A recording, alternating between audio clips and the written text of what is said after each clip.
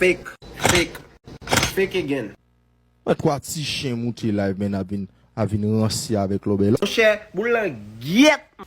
Gros cochon, ouais, ap ça a permettre ou pas acheter fake nan nèg. Ou même qui a pas acheté ou beaucoup ka connaît fait différence entre fake et original. App ça a permettre de découvrir automatiquement ou télécharger app ça ou scanner l'idou original s'il fake et combien comme li vend ou ka fait pour tennis, parfum ou ka fait pour tout bagay net ou ka fait pour talon qui tout, sandal ou whatever ou même qui femme ou ka tout produit qu'on est vend net tête c'est produit manger tête c'est produit rad whatever c'est seulement aller sur App Store ou Play Store télécharger ou ka payer pour lui gen accès gratis li gen accès et pour payer tout mais prend partie gratis là et puis tout mix scanner et puis tout pas acheter fake ou gen doit choisir acheter fake ou mon connaissez fake mais on pas acheter un fake pour original bien cher ou même capable acheter tennis dans mes haïtien ban volet tant que ban kante yo 6 pounds pour fake pour original tant que arabe OK